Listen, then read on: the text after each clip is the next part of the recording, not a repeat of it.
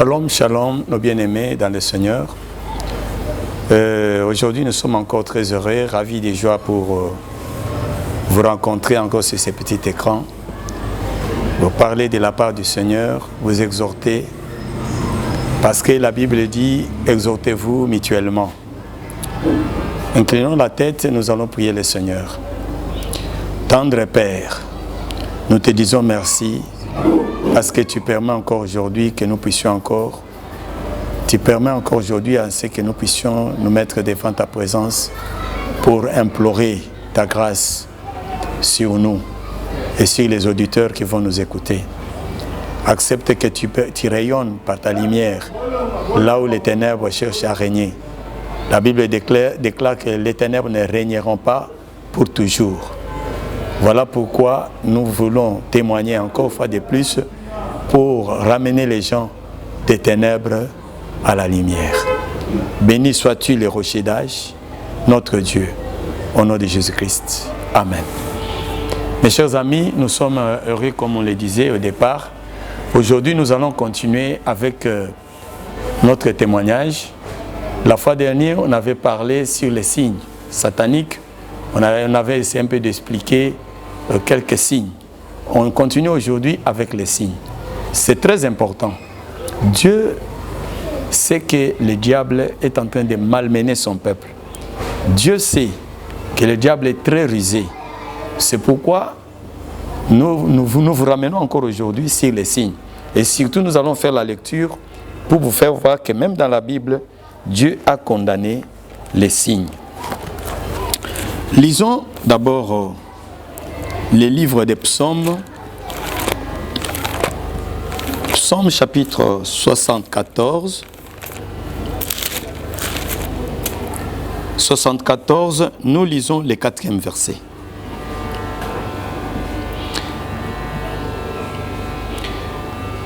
On peut commencer au 3e verset. Porte tes pas vers ce lieu constamment dévasté. L'ennemi a tout ravagé dans les sanctuaires. Tes adversaires ont rugi au milieu de ton temple.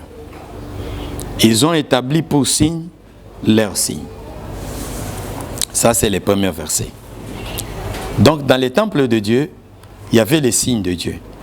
Par exemple, lorsqu'on avait l'arche d'alliance, au-dessus de l'arche, il y avait le chérubin qui était au-dessus. Ce sont des signes. Il y en a beaucoup. Dans les temples, il y avait beaucoup de signes de Dieu. Mais ici, David est en train de prier. Ce n'est même pas David, c'est Asaph qui est en train de chanter. En priant, il dit, Seigneur, vois tes ennemis, ils sont entrés dans ton temple, ils ont enlevé tes signes et ils ont placé leurs signes. Donc le diable a ses signes propres à lui. Il y en a beaucoup de signes. Et ce sont ces signes-là diaboliques que moi je vais vous présenter. Le deuxième verset, c'est Ésaïe 44, verset 25. Il y a un frère qui a dit, apôtre, les choses que tu dis là, ce n'est même pas biblique. Tu es en train de vanter des choses. Non, mes chers amis, nous ne sommes pas là pour vous mentir, mais par contre, nous sommes là pour vous dire la vérité, afin que la vérité vous affranchisse, jusqu'à ce que vous allez atteindre la perfection. L'apôtre Jean-Marc ne se fatiguera pas de vous enseigner quelque chose pour vous éclairer. Ésaïe 44, verset 25. Qu'est-ce que la Bible dit ici? J'ai anéanti les signes des prophètes des mensonges. Et je proclame insensés les devins, je fais reculer les sages et je tourne leur science en folie. Je tourne leur science en folie. Donc dans la science occulte, quand on dit science occulte, c'est une science cachée. Une science qu'on n'apprend pas à tout le monde. C'est une science cachée qu'on n'apprend pas à tout le monde. Alors ici, c'est Dieu qui dit, j'ai anéanti les signes des prophètes des mensonges. Je vais approfondir aujourd'hui parce que ceux qui m'ont appelé, parfois quand vous m'appelez comme ça, Ça me donne les idées sur ce que je peux prêcher prochainement, sur ce que je peux témoigner prochainement.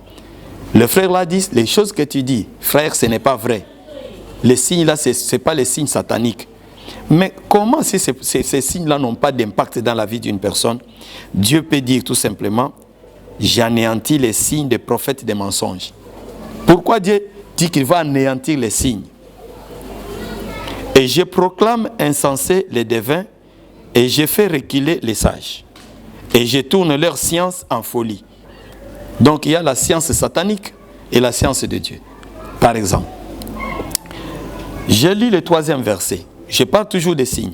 Ici, ce sont les signes qu'il faut anéantir, que Dieu lui-même a déclaré qu'il va anéantir. Il va anéantir ces signes-là.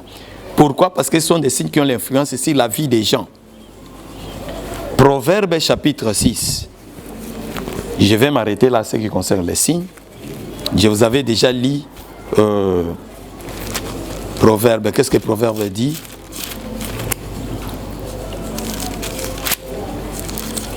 Chapitre 6, verset 13.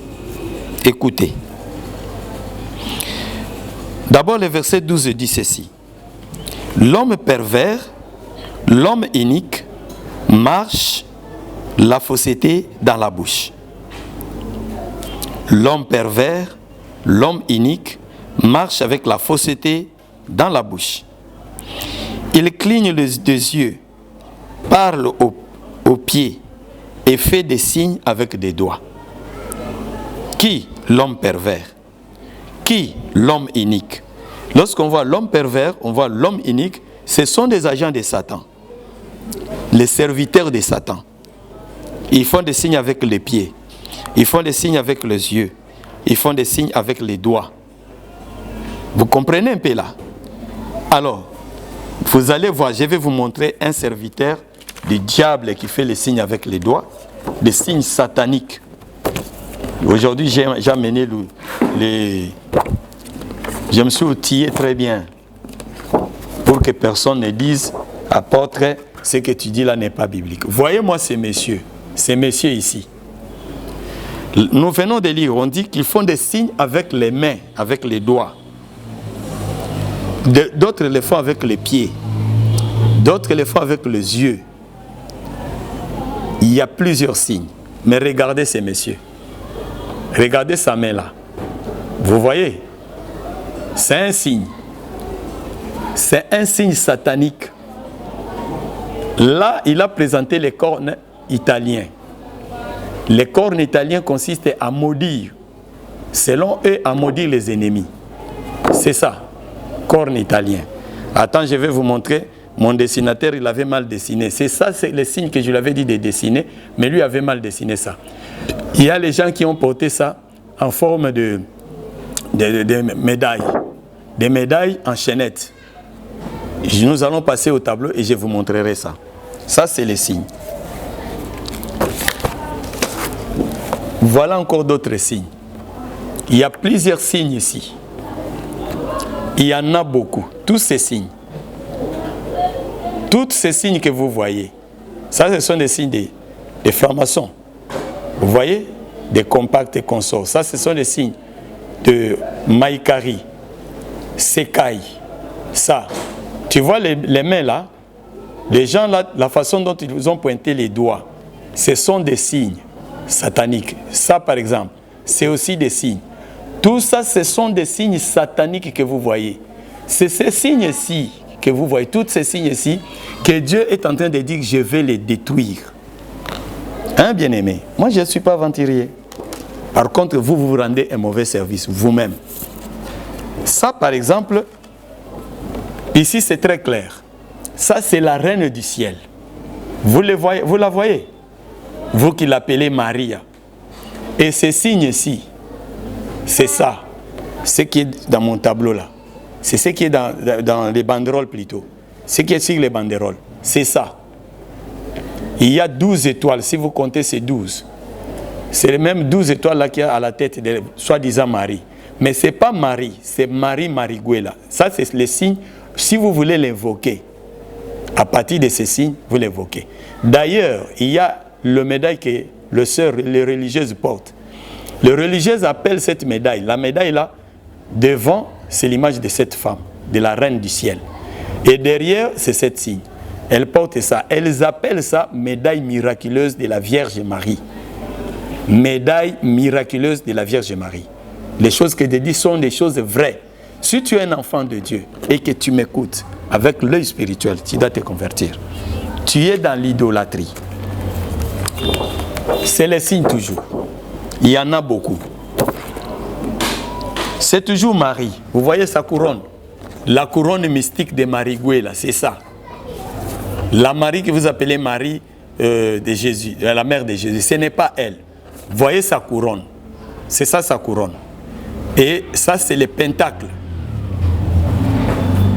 C'est la Marie à France. C'est la même Marie là, la sirène là. C'est toujours elle. On l'utilise de plusieurs manières. Ça encore, c'est les signes. Isis, Oreb et Seb. Ça, c'est ce qu'on prescrit sur les ciboires dans l'église catholique. Ça, c'est autre chose. C'est toujours aussi les déesses, Isis, voilà. Les Tammuz, Tammuz, c'est celui-là. Vous voyez que ce sont des démons. Et aussi, ils ont leurs enfants. Quand vous dites Maria, vous dites que c'est Marie qui transporte son fils Jésus-Christ. Mais voyez aussi, l'idolâtrie des hindouistes, ils ont aussi leur mari, voyez. Mais la couronne, ça se diffère. Vous voyez, ça se diffère. Mais c'est toujours la même optique. Vous voyez, les reines, il y en a beaucoup. Vous voyez, elles portent aussi la couronne avec les bâtons. C'est toujours mystique, regarde. C'est toujours le mysticisme. Ce n'est pas des choses de religion normale, c'est des religions. Voilà un peu ce que j'ai voulu vous montrer par rapport aux signes. C'est les signes là que Ésaïe a dit. Ésaïe chapitre... Jérémie d'abord, Jérémie chapitre 10, verset 2. Jérémie chapitre 10, verset 2.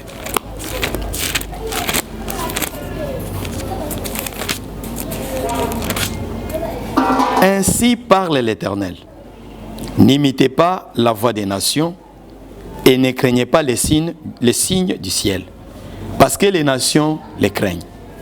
Les signes du ciel. Je vous avais dit que ces signes des églises mortes, des églises sataniques, des sectes pernicieux, ces signes-là, ça provient de la reine du ciel. Je vous avais montré déjà quelques signes déjà. Je vous avais déjà montré. Et aujourd'hui, je voulais approfondir par rapport aux questions et par rapport à l'ignorance de certaines personnes qui disaient que non, ce que tu dis n'a pas de fondement biblique. C'est pourquoi je lis.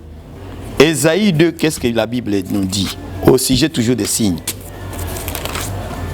Dieu n'est pas bête pour intervenir.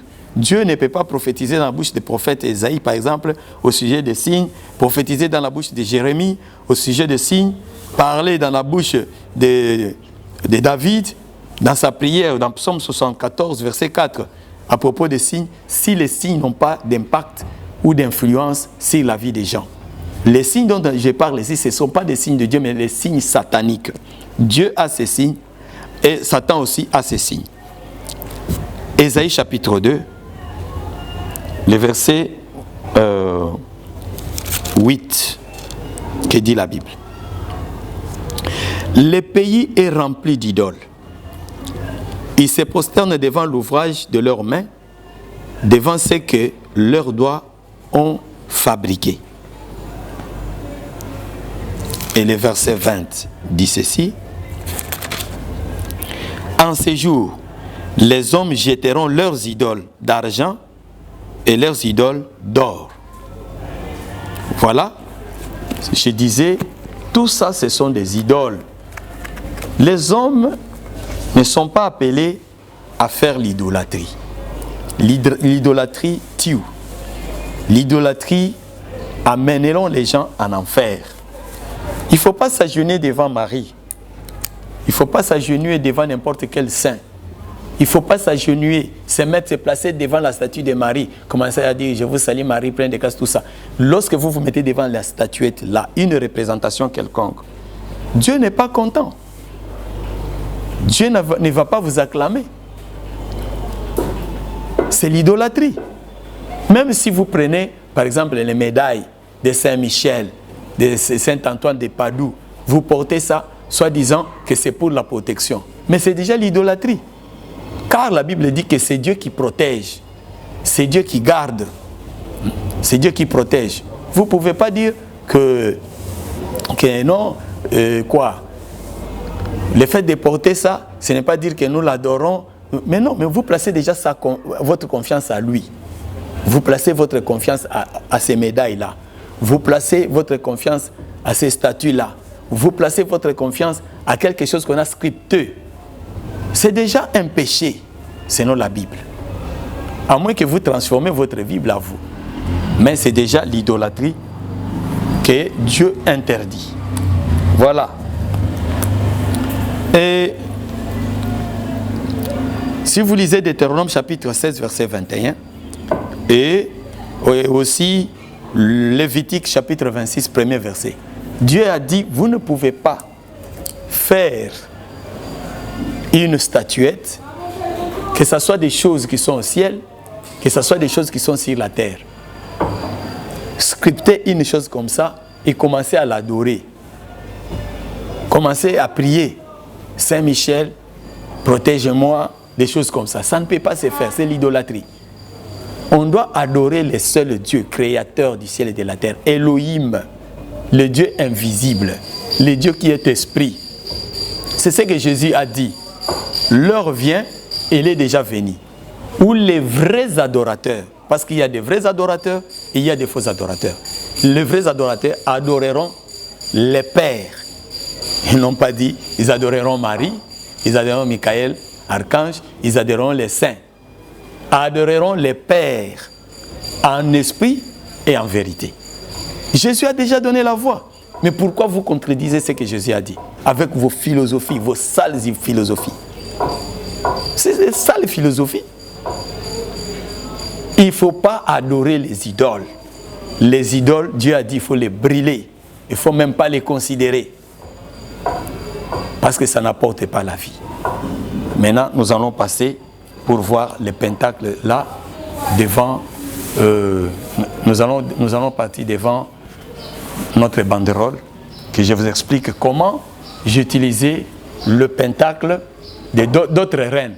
Par exemple, la reine d'amour. Je vais expliquer cela. Là, je suis devant le pentacle de la reine d'amour. Je vous avais dit que celle-ci, c'est la reine de midi. Elle s'occupe des problèmes, des maladies. Celle-ci, que vous appelez Maria, son pentacle, je viens de vous le montrer là-bas, son pentacle ici, elle est chargée seulement des histoires de la vénération, des fausses religions et consorts, des faux enseignements. C'est ça sa spécialité. Si vous voulez faire une religion sur la terre, vous voulez avoir le succès, quoi que ce soit, dans le domaine de la religion, c'est elle. En dehors de ça, il y a encore un autre pentacle de S et quoi. J'avais expliqué que c'est Satan opposant de la prédication de la croix. Là, c'est aussi des religions, mais qui parlent des enseignements d'une manière contraire à la Bible. Dans ces domaines ici. Je vous avais donné quelques exemples. Mais aujourd'hui, je suis ici. Il y a plusieurs reines, il y a plusieurs déesses dans le monde. Mais aujourd'hui, j'ai voulu vous parler comment j'ai envoûté les gens à partir de ces pentacles qu'on appelle la reine d'amour. Ça, ce sont des flèches. D'ailleurs, le dessinateur n'avait pas terminé. Ici, à l'intérieur, il y a une calice. On appelle ça calice de sang. Calice de sang. Ici, c'est une flèche. Comme vous voyez là, c'est les flèches dont le dessinateur n'avait pas bien dessiné. Ces flèches ici, il a mal dessiné, ça devait tourner comme ça. Tourner comme ça, comme l'autre flèche là. Et ici, il y a une calice à l'intérieur qu'il n'a pas écrit. Retournons maintenant pour que je puisse vous expliquer comment je faisais avec cette reine. Bien-aimés, la reine que je vous ai montrée, le pentacle, qui s'appelle reine d'amour. Cette reine, elle est spécialiste en matière d'envoûtement. Qu'est-ce que je faisais? Les flèches là que vous avez vues, c'est comme lorsqu'on était encore jeune, une fille ou un garçon, il met le cœur avec les flèches. Il t'écrit « je t'aime ». Cœur blessé, comme on appelle en général. Si quelqu'un t'écrit comme ça, tu sens déjà la joie. Tu dis, ah, que c'est la personne là, quand il ne me voit pas, il est blessé, il souffre, il a les douleurs dans son cœur. C'est un envoûtement direct. Alors avec cette reine-là, j'écrivais les noms, entre les cercles là, j'écrivais les noms de la fille ou de l'homme, dans un papier parchemin. Ou soit c'est une personne qui est venue, il va envoûter une fille, je lui dis, bon ça va, je dessine le pentacle, je lui dis, écris ton nom dans le cercle, et le nom de la fille que vous voulez envoûter. Il va écrire ça avec quoi? Avec le sang. C'est pourquoi, dans les pentacles de la reine, je vous ai dit qu'il y a une calice. J'ai dit que c'est une calice de sang. Dans le domaine d'amour, il y a des gens qui n'ont pas contacté les féticheurs. Ils ne sont pas allés voir ni marabout ni féticheurs, mais ils se sont seulement bu le sang. Hein? Ils ont fait des incisions sur le corps. La fille a sucé le sang de l'homme. L'homme a sucé le sang de la fille. Maintenant, ils vont s'aimer beaucoup. Dès qu'ils ont fait ça, c'est un pacte satanique. Ils ne peuvent pas se séparer. S'ils se séparent, ils vont vivre des conséquences. Soit l'autre peut partir, il peut mourir, il peut devenir fou. Ou soit là où il part, il ne sera pas stable dans le domaine de l'amour. Jusqu'à ce qu'il va faire la délivrance des sangs qu'ils avaient bu. Et ils resteront toujours unis toute leur vie, jusqu'à la mort. Parce qu'ils ont bu le sang d'un de l'autre. Parce que dans le sang, il y a l'âme. Donc, ce sont des secrets que les gens ne parlent pas, que les gens ne vous disent pas. Mais moi, je l'explique. Donc, l'autre prend l'âme de son conjoint, il boit ça. Excusez-moi. La femme prend l'âme de son mari, il l'avale. L'homme prend l'âme de son mari, il l'avale. Et il devient une seule personne, spirituellement et physiquement. Donc, ils ne peuvent pas se séparer. Les jours où ils chercheront à se séparer, il y aura des conséquences néfastes. Mais la provenance de ces conséquences, ce n'est pas Dieu, c'est Satan. Parce que cet acte-là est pris en compte. L'acte-là est pris en compte par la reine d'amour. Qu'est-ce que je faisais? Il y a dans les quartiers où vous entrez dans ces quartiers-là, vous allez vivre dans ces quartiers-là, mais les quartiers sont déjà envoûtés. Envoûtés comment? Dès que la personne a déjà fait les pentacles, dès qu'il a déjà pris ses pentacles, il a dessiné. Il va plier ça. Si c'est un garçon ou une fille, il doit acheter un oiseau, soit un pigeon, mais souvent on utilise les moineaux. On prend les trucs là qu'on a mis ensemble avec l'arachide. On fait manger l'oiseau par la force. C'est un signe qui dit que même si la personne ne peut pas m'aimer à cause de ce qu'il avale par la force, il va m'aimer par la force. C'est comme ça que vous trouverez une très belle femme à côté d'un laid garçon. C'est comme ça que vous trouverez un laid garçon avec une belle femme. Parce qu'on a envoûté la personne avec les pentacles mystiques de la reine d'amour. On va faire avaler l'oiseau, les pentacles. Maintenant, on prend l'oiseau, on les met ici, on ferme. La plupart des amoureux aiment toujours marcher en bras comme ça. Parce que le signe mystique de l'amour provenant de la reine d'amour, c'est ça. Alors, quand vous mettez l'oiseau ici, vous allez faire un tour dans l'avenue où habite la personne. Vous allez faire premier tour, deuxième tour, troisième. Il faut faire 6 tours. Et dès que le 6e tour est atteint, Vous allez vous placer sur les croisements des avenues, on appelle carrefour. Vous allez rassembler un peu quelques bois, soit quelques herbes. Il faut avoir un peu d'essence pour que l'effet soit efficace. Excusez-moi. Alors, vous avez déjà étouffé l'oiseau là. Lorsque vous allez étouffer l'oiseau, vous allez maintenant prendre cet oiseau là, vous allez le mettre dans les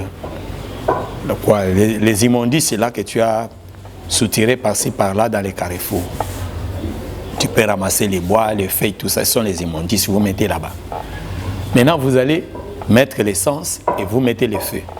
Quand vous allez mettre le feu, il faut que les carrefours, là vous allez brûler l'oiseau, que ça soit pas très loin avec la personne que vous voulez envoûter. Parce qu'il faut qu'il respire le vent qui a de fumée de cet oiseau-là que tu as brûlé. La personne entre dans sa chambre et dort. Et à minuit, c'est à minuit que tu vas faire ça. Dès que l'oiseau commence à se brûler, donc la fumée commence à monter. Lorsque la fumée commence à monter, ça va se répandre partout. La personne est chrétienne, mais il ne prie pas. La personne est païen, mais qui ne prie pas avant de dormir. C'est là où il y a les conséquences. Lorsque quelqu'un est chrétien, il dort sans prier. Il y a les conséquences, par exemple, de l'envoûtement pareil.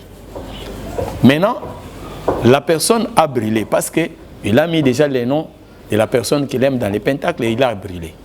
Maintenant, quand la fumée commence à monter, les démons d'envoûtement, d'amour, commencent à sillonner. Toi, tu es dans la chambre.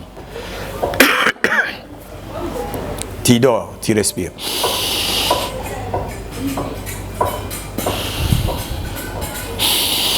Maintenant, le vent envoûté là vient.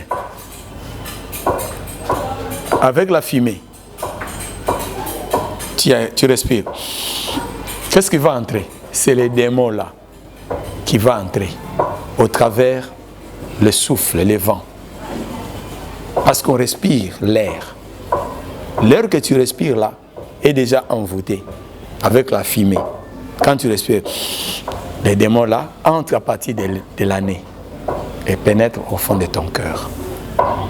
Maintenant, la personne dont on a écrit les noms, il va sentir comme un coup de foudre. Il va se réveiller.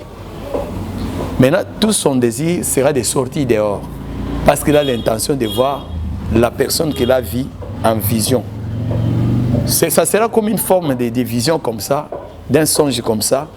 Donc, les choses qu'il est tenté de voir en songe, mais quand il va ouvrir les yeux, il va voir ça comme une réalité. La personne sort à la maison, après avoir respiré l'air envoûté, va sortir dehors et il va voir les garçons. Et les garçons vont lui dire, viens un peu, qu'est-ce que tu fais dehors à 7 heures? Maintenant, la personne qui a fait le rêve là, et du coup, elle s'est réveillée, et cette personne-là qui sort dehors, il voit la personne qu'il vient de voir en songe. Il lui dira que ça, c'est quoi ça? Ça sera un peu impressionnant. Et la personne qui va l'approcher avec beaucoup de tendresse, avec beaucoup d'amour. Et c'est comme ça que la personne saura vraiment, ça vient de Dieu, cet amour vient de Dieu. Je viens de faire un songe, je sors, je vois la personne, et la personne m'aborde. Or, ce n'est pas Dieu. C'est l'envoûtement tout simplement de la reine d'amour. Et ces gens-là, ils peuvent s'aimer toute leur vie. Qu'est-ce qui va se passer? Quand on va brûler les moineaux là, il faudrait que la personne aille encore ramasser la poussière de ces moineaux là, qu'il mette ça dans une bouteille et il va les placer à côté d'une source d'eau, d'une rivière, ou là où il y a une pompe, une robinet, pour qu'à chaque moment, il va enterrer ça, pour qu'à chaque moment, la fraîcheur de l'eau puisse un peu atténuer le degré de l'amour. Au risque que la personne devienne troublée. On appelle ça amour fou. Amour fou. Donc la folie d'amour. Et ces gens-là vont s'aimer. Ils ne peuvent pas se séparer. Si les gens cherchent à les séparer par la force, l'autre peut se brûler. Donc il peut prendre l'essence, il jette sur son corps, il se brûle. Et il dit, comme vous m'empêchez de ne pas aimer la personne, je vais me brûler. Alors il prend l'essence, il met sur son corps, il se brûle. Pourquoi? Parce qu'on l'avait déjà brûlé dans les carrefours, la nuit. C'est comme ça qu'il y avait une fille qu'on avait envoûtée comme ça. Et il s'est brûlé à cause de cet homme-là. Les conséquences maintenant dans les quartiers, c'est quoi? On n'a pas écrit le nom de quelqu'un dans les pentacles. Mais cette personne qui dort, un homme ou une femme, dans ces quartiers-là, on a brûlé les moineaux. Et la fumée monte avec l'air. Lui, il dort et il va respirer. Mais on n'a pas écrit son nom dans les pentacles. Mais quand même, il a respiré l'air qui a été déjà envoûté par la reine d'amour. La personne sera amoureuse de toute personne. C'est comme ça que dans d'autres quartiers, vous trouvez toujours les filles tête en l'air. La fille de numéro 4, on l'a engrossée par les garçons de numéro 10. La fille qui habite le numéro 8 a été engrossée par... Donc dans les quartiers, là, les filles et les garçons, ils s'aiment entre eux, ils s'engrossent. Donc c'est comme ça. Dans les mariages de l'avenir du quartier. Et souvent, on ne les marie pas. C'est toujours, on les engrosse. On les engrosse. Les quartiers déjà envoûtés. Et pour mettre fin à ces choses, il faudrait que les hommes de Dieu, puissants, aillent dans des quartiers pareils, faire des prières, des envoûtements. Parce que, et ils ont respiré les démons d'amour. Vous verrez, ils n'ont pas autre chose à faire que de draguer des filles. Ils sortent souvent les soirs, ils placent les chaises le long de l'avenue. Alors ils font la visite à Kinshasa, il y a des jeunes garçons et des jeunes filles. Qu'est-ce que tu fais là? J'ai fait un petit tour. Qu'est-ce que tu vas? Où est-ce que tu vas? J'ai fait un petit tour. Qu'est-ce que tu fais là? Je prends de l'air. Pourquoi? Parce que dans le pentacle là, les consignes, c'est faire 6 tours. Faire 6 va-et-vient. Brûler le feu, c'est le feu d'amour. Parce que dans la Bible aussi, on dit l'amour est comme un feu que l'océan ne peut pas brûler. Satan est toujours imitateur. C'est comme ça que vous voyez beaucoup de filles, ils sont tombées amoureuses des gens qui ne peuvent pas aimer. Elles sont tombées amoureuses des gens qui ne sont pas de leur classe à cause de l'envoûtement. Voilà comment j'ai envoûté un peu les jeunes filles et les jeunes garçons. J'ai donné ici cet article aux jeunes gens pour qu'ils puissent envoûter leurs copines, tout consort. Et vraiment que Dieu me pardonne. Et beaucoup de filles ont été abusées. Beaucoup de garçons, ils ont perdu leur vie à cause de ce genre de choses. La Bible dit, n'aimez pas le monde, ni les choses de ce monde. Car le monde passe et sa convoitise aussi passe. Et je pense qu'aujourd'hui, nous allons chuter là. Je voulais vous parler, je vous ai parlé plutôt sur l'idolâtrie. C'est un péché grave qui peut faire que vous soyez mis hors du royaume des cieux. L'idolâtrie. La Bible dit que les idolâtres n'hériteront pas le royaume des cieux. Tous les idolâtres iront en enfer. Il ne faut pas vous placer devant les statues et dire j'ai pris Marie, j'ai pris ceci, cela. Non, il ne faut pas le faire. C'est mauvais. Et je vous ai aussi dit, il ne faut pas utiliser les signes. On vous donne quelque chose, on dit que ça, il faut porter ça, c'est un pentacle. Ce sont des signes. On te dit, bon, tu vois tous les pentacles que les gens vous donnent, que ce soit des marabouts, que ce soit des féticheurs. Si tu regardes les pentacles là, ce sont des signes. Et ce sont ces signes-là que je viens de vous dire, il ne faut pas porter ces signes-là. Ce sont des signes diaboliques. Même les gens qui sont, par exemple, dans d'autres mouvements spirituels, ils ont aussi des signes. Ils ont aussi des signes. Vous savez que même les anges, dans les kabbales, les anges, ils ont des signes aussi. Ils disent que les signes des anges, l'ange tel a tel signe, l'ange tel a tel signe. C'est toujours les signes. Je vous parle des choses que je connais très bien. Je n'ai pas besoin de vous égarer la mission que le Seigneur m'a confiée, c'est de faire quitter les gens des ténèbres et de les amener à la lumière. Enlevez tous les signes qui sont dans vos murs. Enlevez les signes. Les francs-maçons, les rosicruciens, vous avez des signes. Les gens de Maïkari, Voodoo, Sekai et Kankar, vous avez des signes. Ayam, vous avez des signes. Francs-maçons, vous avez des signes. Enlevez vos signes là. Ce sont des signes sataniques qui vont vous amener en enfer. Dieu n'aime pas les signes. Adorez Elohim, le Créateur, et vous serez sauvés. Croyez en Jésus-Christ, l'unique et le seul chemin. Là, je m'arrête là. Toi qui as utilisé ces choses par ignorance, je voudrais que je prie avec toi pour demander pardon à Dieu en ta faveur. La Bible dit, celui que tu pardonneras, moi dans le ciel, je les pardonnerai. Incline ta tête, ma soeur. Incline ta tête, maman. Incline ta tête, mon frère, mon fils. Incline ta tête. On va prier le Seigneur. Yahweh, mon Dieu, tu m'as confié une mission spéciale, une mission spécifique. Tu m'as dit, mon fils, va, dis-leur de quitter l'idolâtrie, dis-leur de quitter la magie, dis-leur de quitter les fétiches, dis-leur d'abandonner les choses du monde et de venir vers moi. C'est pour cela que je suis en train de faire ces émissions. Permets, Seigneur, que ceux qui sont prédestinés pour le royaume des cieux, ceux qui sont prédestinés, qu'ils soient sauvés. Père, ils ont commis ces choses. Ils les ont pratiquées par ignorance. Et maintenant qu'ils ont pris la connaissance, la Bible dit, vous connaîtrez la vérité vous affranchira. Père, je te supplie, pardonne-leur. Pardonne-leur, Seigneur. Efface leur nom dans les livres de la mort. Écris leur nom dans les livres de vie. Qu'ils soient parmi tes enfants, destinés au royaume. Au nom de Jésus, j'ai ainsi prié. Amen.